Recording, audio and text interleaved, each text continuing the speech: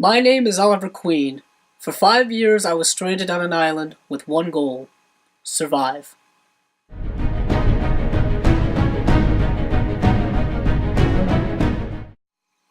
Hello, everyone. Welcome to my Season 5 premiere episode review of Arrow, titled Legacy. Before I get into my review, I just want to warn everyone there will be spoilers.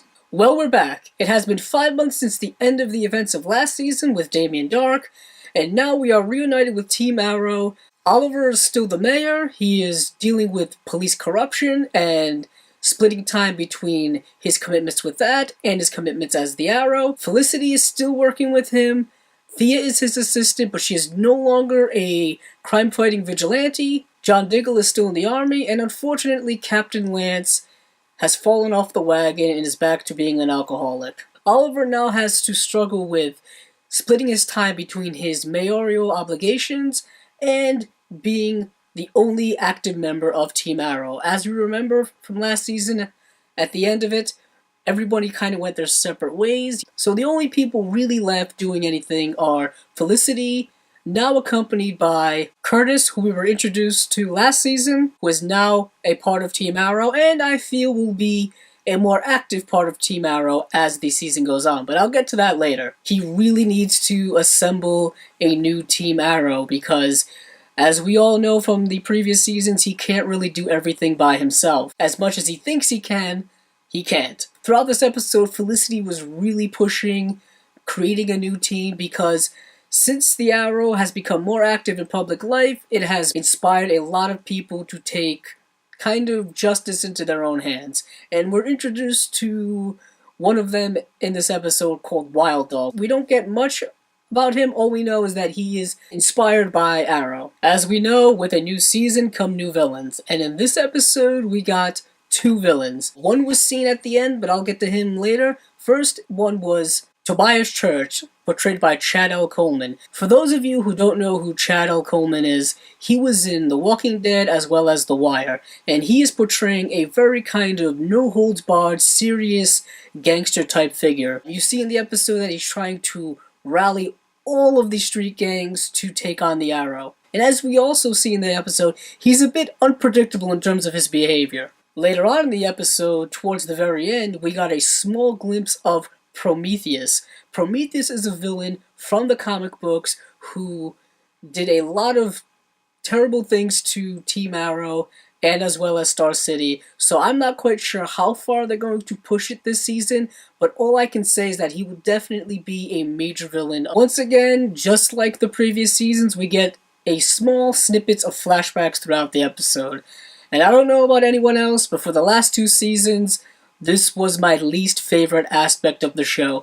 I felt like these flashbacks served little to no purpose in the main plot that they were going with. They were mostly distractions. I didn't find them interesting at all. It's very interesting because back in Season 1, we learned that Oliver Queen had ties to the Russian mob. So now we're finally getting kind of that backstory. I wish they had gone to it earlier in the series, but better late than never.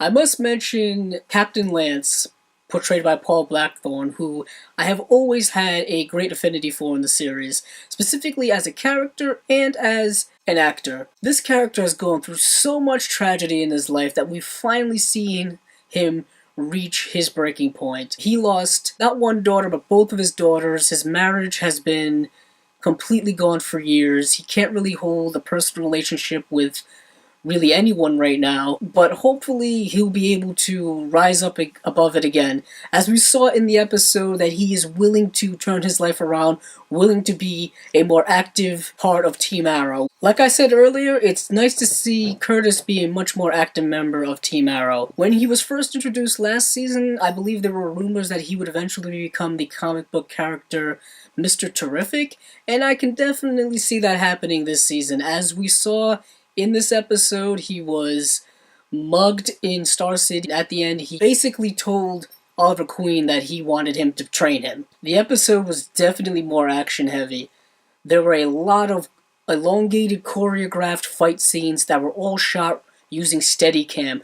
And for most of the episode, there was a lot of Steadicam use, more so than I ever remember before being used in the show, and at times it felt a little jarring, specifically if you understand the way Steadicam is used.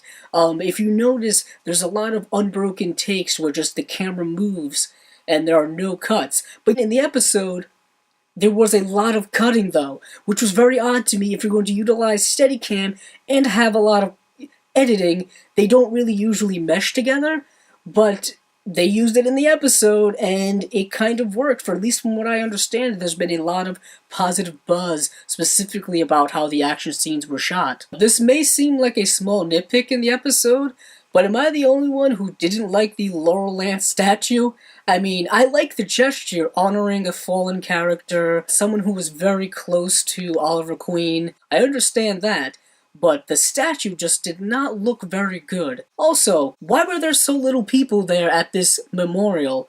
It seemed like most of the crowd was just press people and Captain Lance. I don't know if the city didn't get the memo or if they just held it at a bad time, but if this was supposed to be kind of a big memorial for a fallen hero, you'd think more citizens would show up for it. It seems that the Felicity and Oliver relationship may be officially over, and I know this comes as a huge sigh of relief for a lot of Arrow fans. I know a lot of Arrow fans did not like the avenues they took with the Oliver Queen and Felicity Smoke relationship. I know a lot of fans believe that the character Felicity is forever ruined because of that relationship. As we see in the episode, Felicity has a new boyfriend.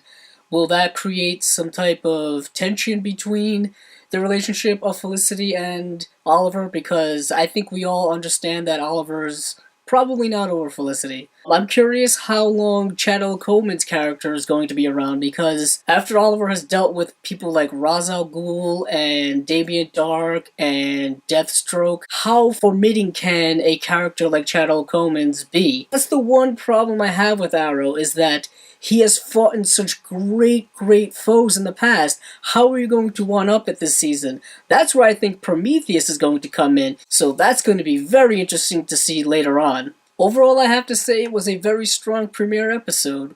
We got to see where all the characters are now, we got to see some villains, we got some more action in the show, which is great to see. So I'm looking forward to where the season has to go from here. This has been my review of the Season 5 premiere of Arrow, titled Legacy.